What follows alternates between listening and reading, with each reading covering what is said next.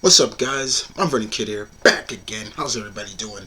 So, let me ask you guys a question. You guys ever use Snapchat?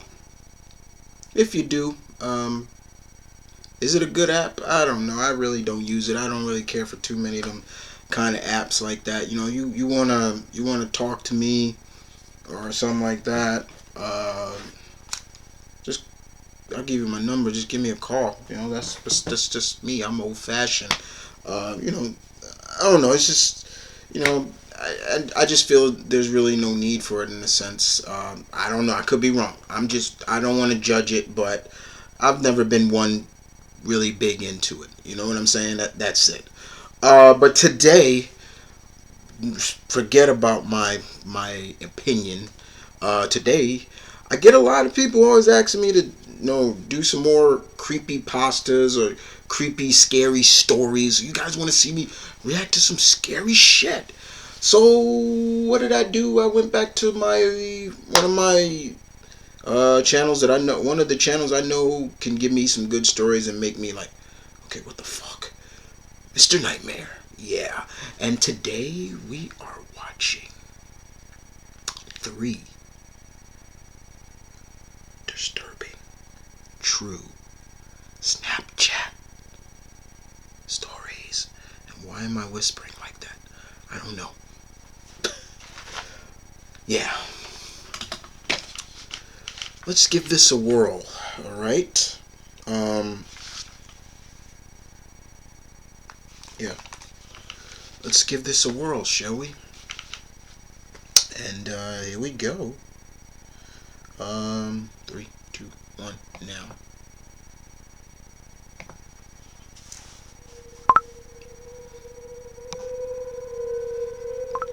Always got to do that creepy music, right?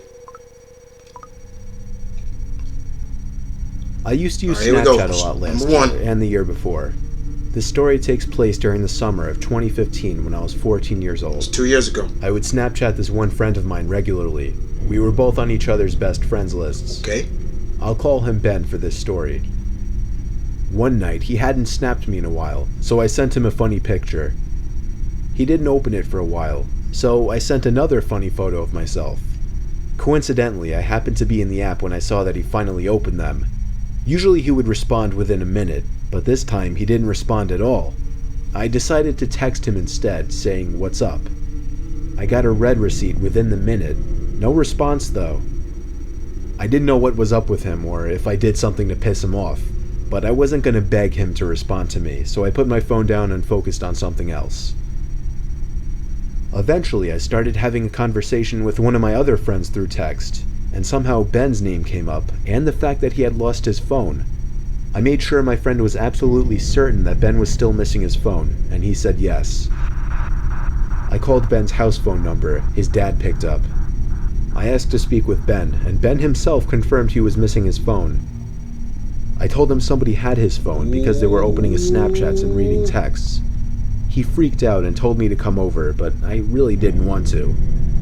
I told him I'd message them asking to return the phone. Don't do that. I sent a bunch of texts to the person. It said read for every single one of them, Why would but I you didn't do get that? a text back. Instead, I eventually received a Snapchat from Ben's phone.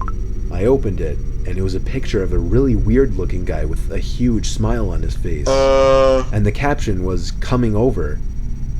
I called Ben once again to make sure he didn't have either of our addresses on his phone. To my dismay, he had both of our addresses on his phone.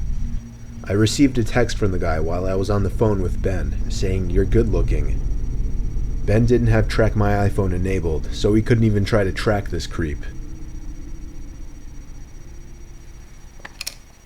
Hey, That night, I woke up at some stop ungodly hour. fucking. I'd say 3 a.m.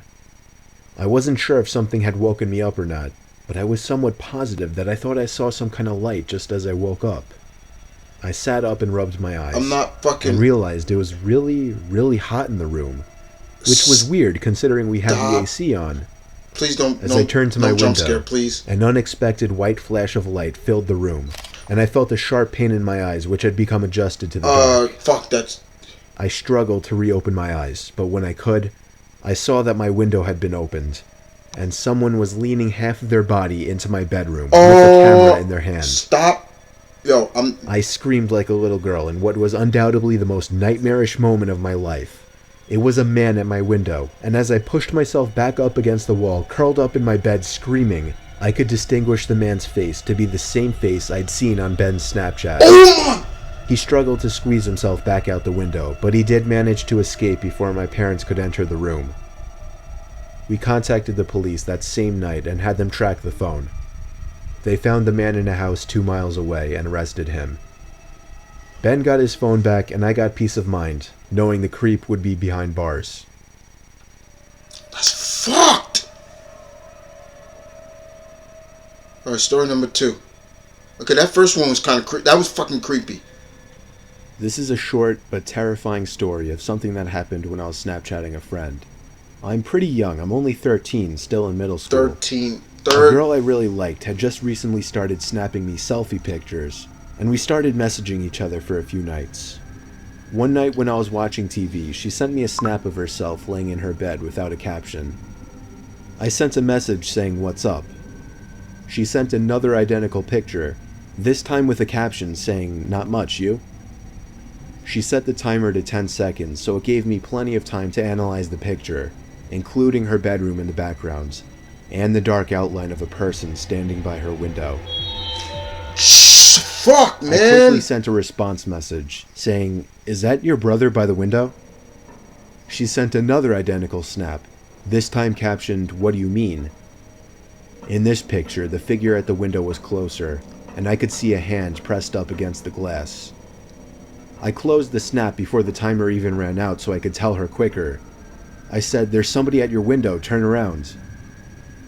She opened my snap almost immediately, and then I didn't hear from her again on the app.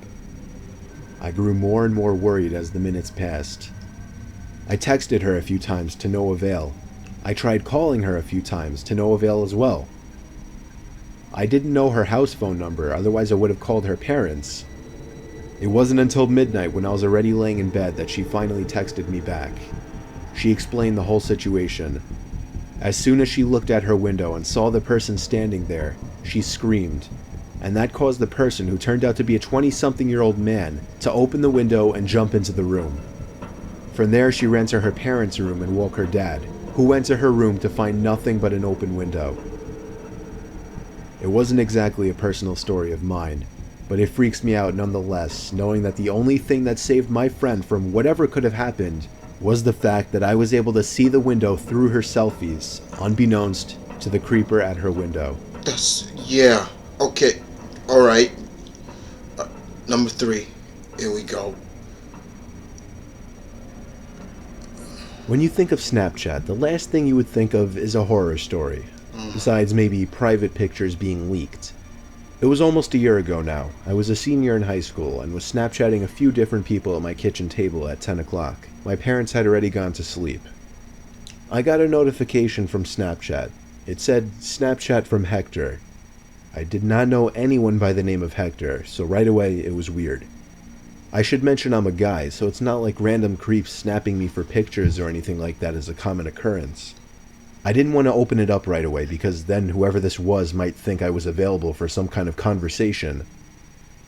A whole half hour went by and I completely forgot about the snap. That is, until I got another one from this Hector person. This time, I opened it right away. The first snap was taken in a really dark room, and somebody's face was just barely in the picture, though it was way too dark to give a clear description of the person. All I could tell was the person was a bit darker skinned. The next picture was taken outside, facing a road. It took me a while to catch on because of the darkness and the graininess of the photo, but there was an arm pointing down the road. I typed "Who is this?" in the chat. The message was read instantly, but there was no reply. The guy added me, so I added him back. Why? His Snapchat score was literally 5, and he watched all of my Snapchat stories. Okay, that's creepy. 5 minutes passed before I got another Snapchat from this Hector guy. I opened it right away. This time, a picture taken in the middle of the street. However, I recognized the street he was on. He was only 2 blocks away from my house. Oh my god. Again, I typed, "Who is this?" I knew it was one of my friends messing with me on some kind of throwaway account. I texted a few of my friends who I thought might be doing it. They all promised it wasn't them, but they all found it Yo, really funny. what's so I funny got a about fourth that? Snapchat from this Hector person. I found myself getting more and more nervous opening each one. I would think so. I waited a few seconds and then opened the snap. It was a picture of my block taken by the old lamppost on the corner. This My good friend who motherfucker's lives in two his doors down neighbor. came over because I was freaked out and wanted him there. He's a big dude, so him and I could take on any one person. We sat on my couch with the TV on in the background, staring at my phone, waiting for another snap from this guy. Sure enough, the notification popped up with Hector's name on it, and my friend got excited with laughter. I was too nervous to find humor in it. Yeah, what's so He funny told me about to take a this? screenshot this time. When I opened the snap, the picture was of my house. It was taken from the front yard. I took the screenshot and we both jumped off the couch and ran to my front door to look outside. We couldn't see anyone, so we both put our shoes on and checked outside. I told my friend to stay in the front and I'd check the backyard. No, you don't. On No, my you way don't to the separate. backyard, I got another snap from Hector. I opened it immediately once again, and this time, the picture was of the back door to my house. Before opening that gate, I yelled for my friend to come around back, which in hindsight, I can now see was a mistake, because as soon as I opened that gate, I saw somebody already running for the gate on the other side of the yard. Me and my friend chased after whoever it was, but it was way too dark to see anything out in the streets. This Hector guy got away. My friend hung out for another hour or two, and after he left, I went to bed shortly after. Of course, I was rolling around in bed for over an hour, in the back of my mind waiting for a notification to go off on my phone, saying Hector sent you a Snapchat. Eventually, everything faded to darkness, and the next thing I remember was waking up the next morning. Stop fucking. The first thing I did was check my phone. There were 3 notifications I'm not throughout the fucking with night, no each jump saying scare. Hector sent me a Snapchat. It took me a while to finally press the button to see the pictures. All 3 of the pictures were of different windows to my house. The third one of my bedroom.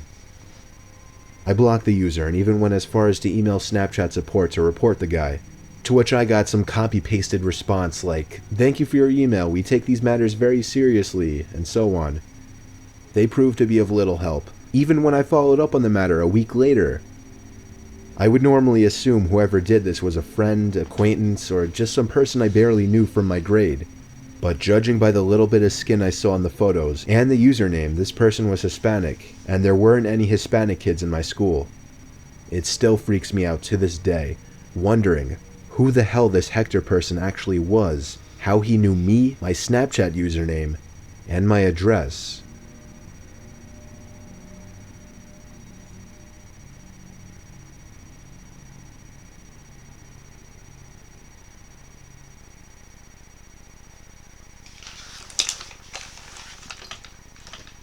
Okay. Fuck stories. Fuck shit right there.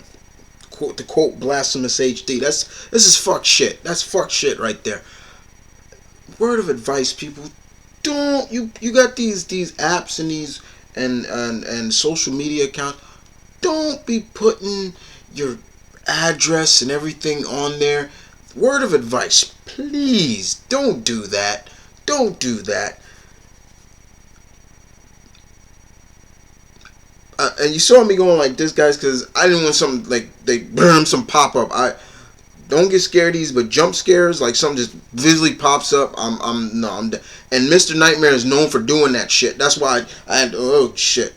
But anyway, yeah, don't put your personal address and stuff like that on these social media accounts. It'll come back and bite you in the ass. I'm telling you. You never know who's watching. That's the main thing I'm getting from these 3 stories. They're saying that they are disturbing and true stories. That's fuck shit, man. Like that second story. If it wasn't for homeboy for telling his friend, "Hey, somebody's in your window. Somebody's by your window. Go. Something could have happened to her." That is, nope. Hell no. Hell no. Listen, guys. Like I said, guys. that's a little advice from me, guys. But other than that, I'm sure you guys are reliable and responsible enough to do that. I'm not trying to, but it's just the big brother in me. I'm an older brother, so it's kind of that way. I'm kind of overprotective of my siblings and stuff like that. So things like that. But other than that, guys, yeah, you guys tell me, what did you think of these?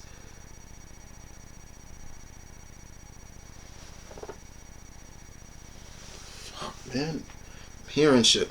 That's probably my aunts and stuff inside. But anyway, other than that, guys, you guys take care. I'm out. Hey guys, thank you for tuning in for my reactions. Hope you guys enjoyed it as always. Don't forget to like and subscribe. And if you have any requests, y'all, don't forget to provide me with the link and along with the hashtag slogan React Please Chris. That is hashtag React Please Chris. And as always, this is Mumford and Kid saying peace. I'm out.